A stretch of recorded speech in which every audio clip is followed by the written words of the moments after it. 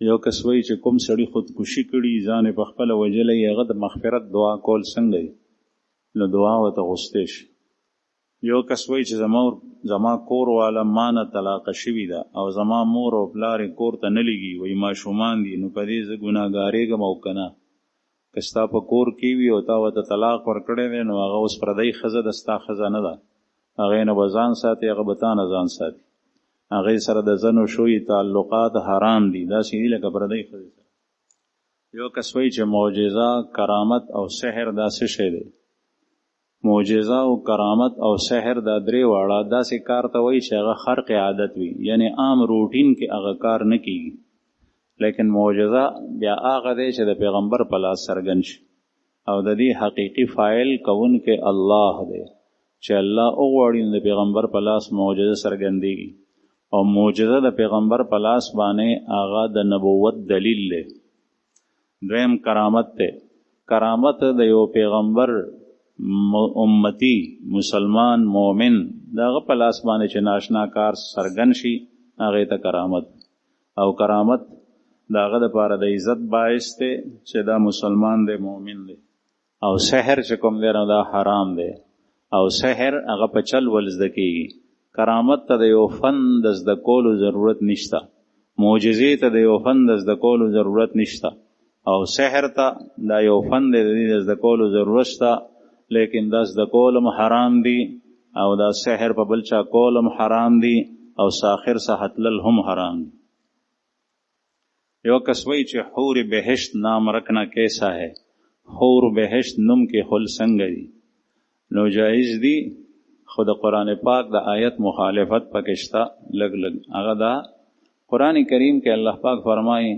فلا تزکوا انفسکم هو اعلم بمن اتقا. تاسو خپل نفس پاکي خلکو ته مو بیانوئ چې زما نفس پاک دی. نو دغه جینۍ چې لویه شي دا ماشومه د دې نوم حور بهشت. حور معنا حوره او بهشت معنا د جنت، نو د دې معنا شوه د جنت حوره. نو دا د جنت حوره خو ده نه، دروغ دي. او چې دا ځان ته وایي نو په دې کې خپله پاکي بیانول دي، د قرآن پاک د آیت خلاف ورزي ده. یو کس وایي چې بیم و رجا سے کیا مراد ہے؟ دا خوف او رجا، امید او یرا. خوف و بیم، بیم امید ته وایي. د مؤمن ایمان د یری او د امید ترمنځ دی. مؤمن نیک عملم کوي، دی یریږي چې اسینی د عمل کې مې اخلاص نی او خدای را پاک را ناراضه نشي او جهنم ته لاړ نشم. دا د دې یری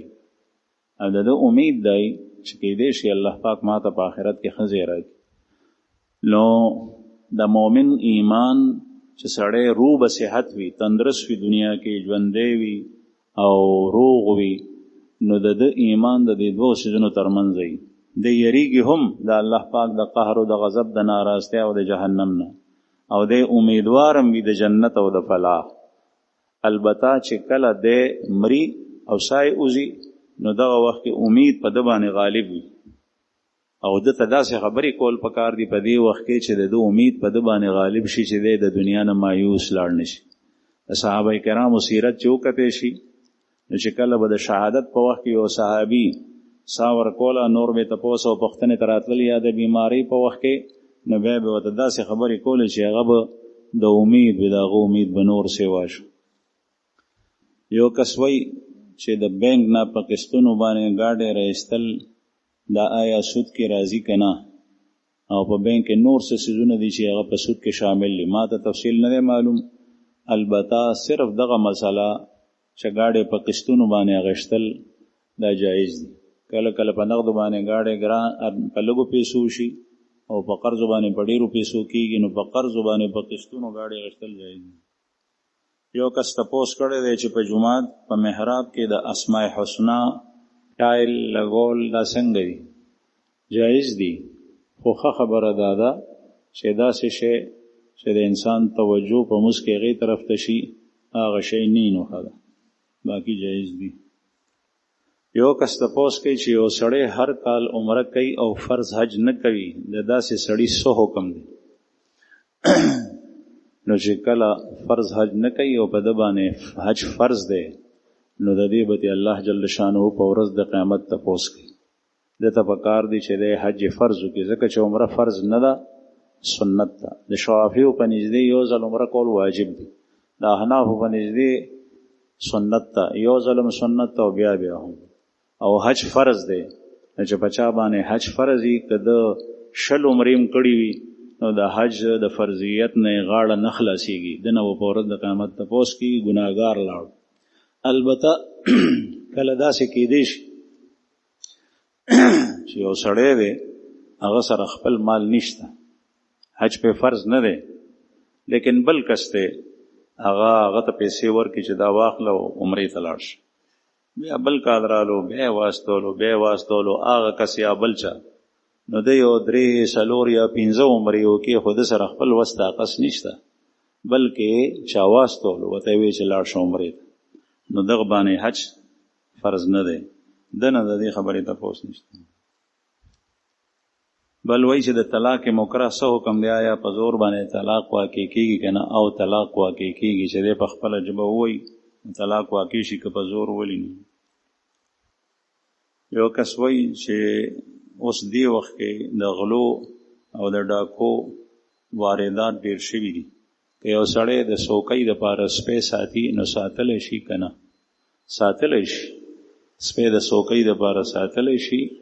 لیکن د سپي په باره کې چې کوم حدیث دی نو هغه په خپل ځای دی، او هغه دا دی چې لا تدخل الملائکة بیتا فیه کلب او سوره، هغه کور ته فرښتې نه داخلېږي چې په کوم کې سپی وي. علما وایي چې دې نه مراد د رحمت او د سکینې د نزول فرښتې دي، نو سپی ساتل جایز شو، او په کور کې سکینه او سکون او رحمت دانی، باقی نور احکام په خپل ځای باندې ادا کیږي.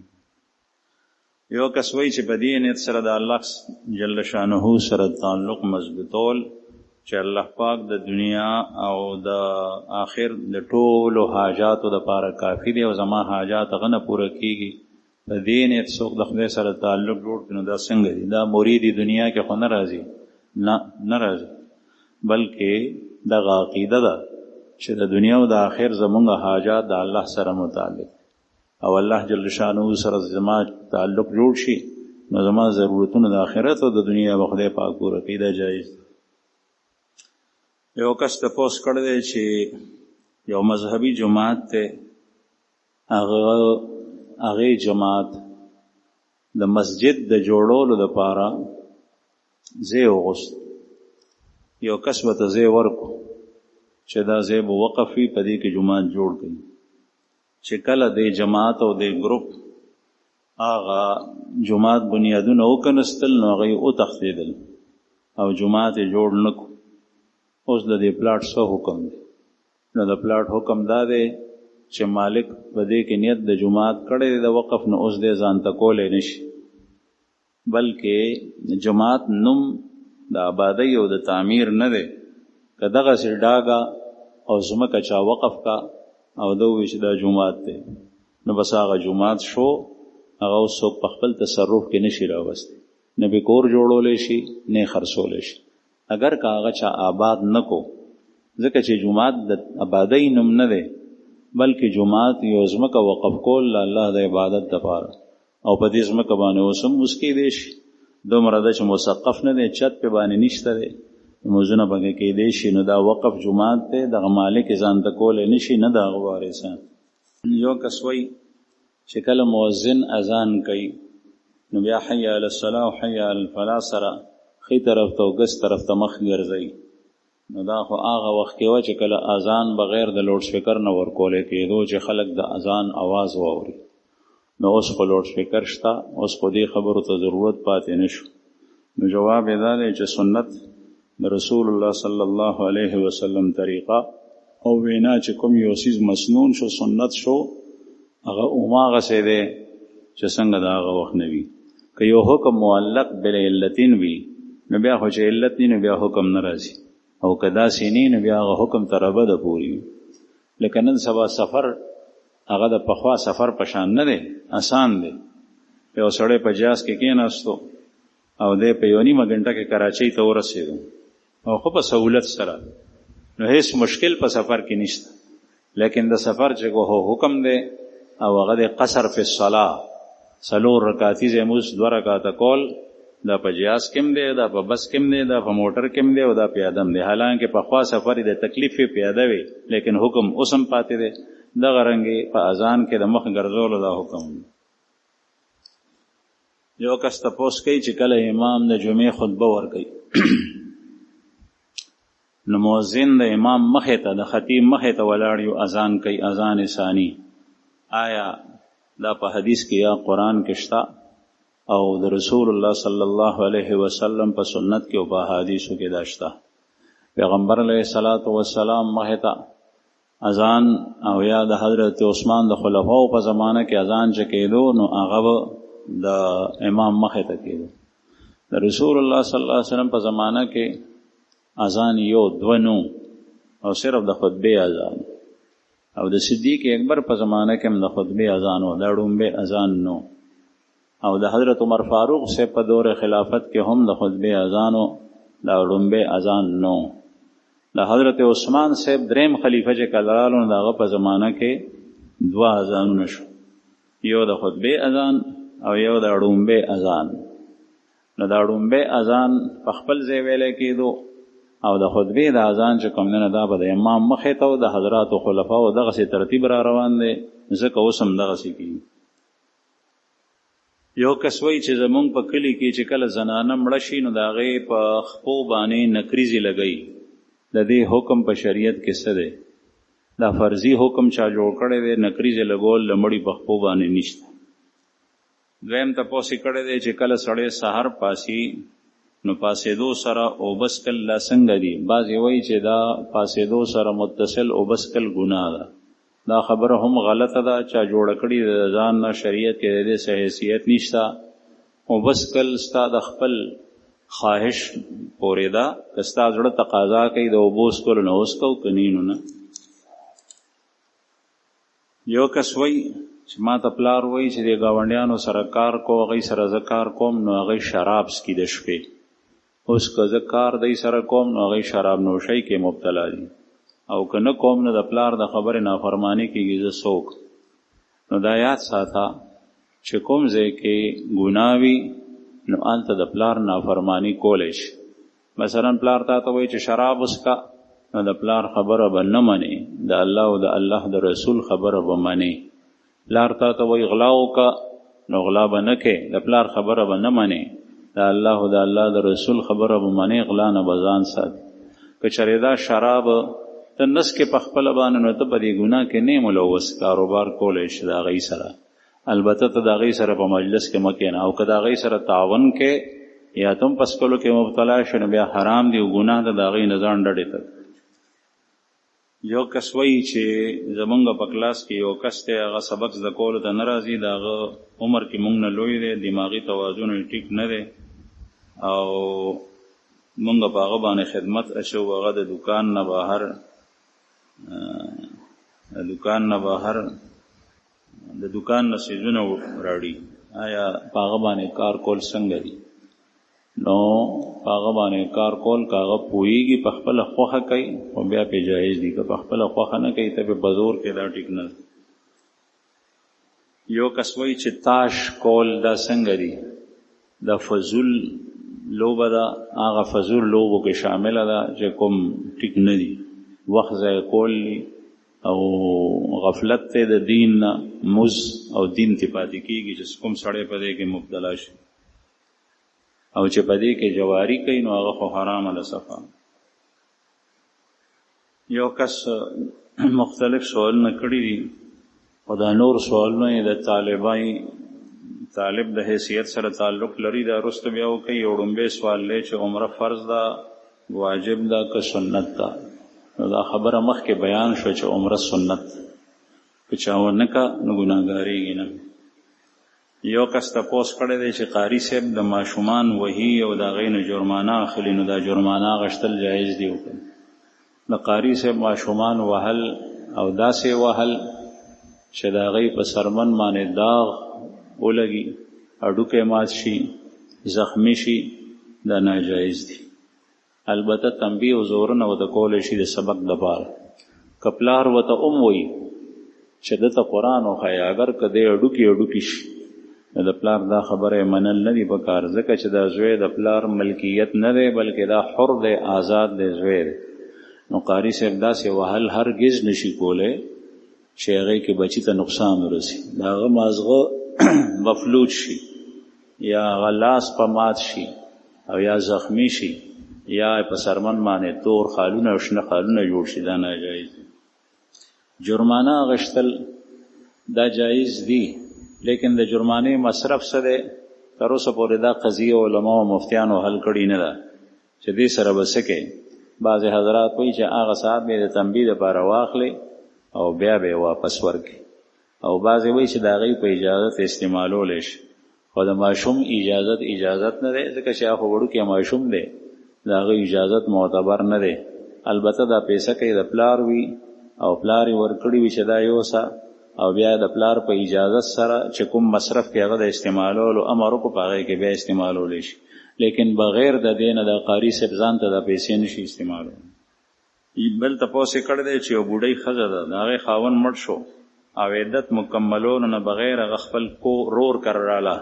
اوس دې ته څه کول پکار دي دې ته توبه او استغفار ویل پکار دي نور خو د دنیا څه حکم نشته او اسې چې کله د ښځې خاوند مړ شي که دا ځوان وي که دا بوډۍ وي دا به د خاوند په کور کې عدت تیروي او عدت 4 میاشتې او 10 ورځې دی او عدت صرف په دې کور کې وخت رول نه دی بعضې ښځو دا جوړ کړی دی چې مخکې به د لیور نه ستر نه کول او ستر کوي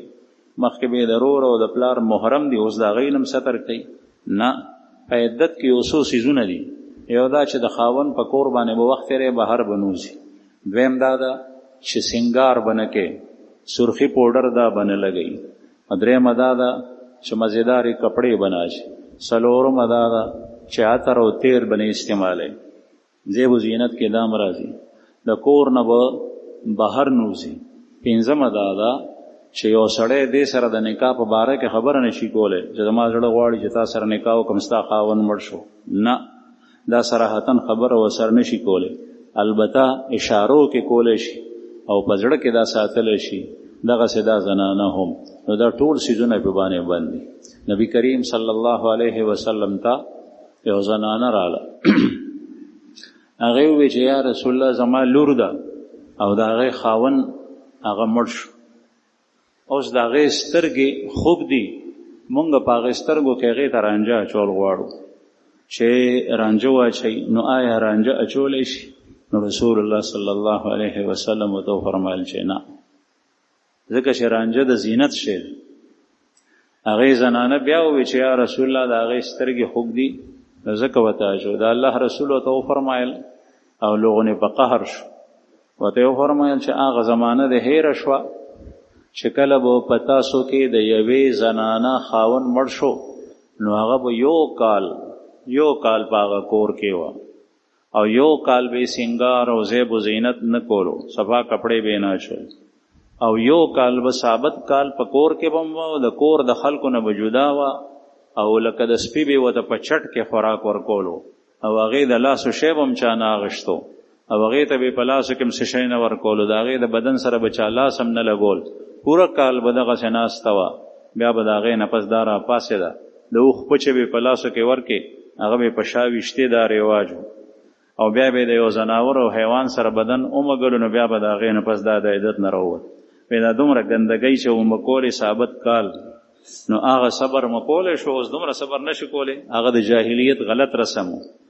نو به هر حال نن سبا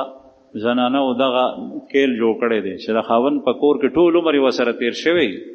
او بیا په دې باندې میږي او والی چې څه وخت د دې کور نه ووتې نو د الله جل شانه په حکم پوره کولو کې د نفس خلاف ورزي ده که چېرې دې زنانه ته په هغه کور کې یری چې دې کور کې څوک راتلی شي او زما کور ته راوړېدی شي اغلا کولی شي شوکه کولی شي ما ته نقصان را رسولی شي زما بدن ته زما مال ته زما کور ته دا یری وي قوي ظن غالب وي د دې وجه نه دا زوی کره بل چا کره بیا تلی شي لیکن چې دا عذر نی بغیر د عذر نه نشي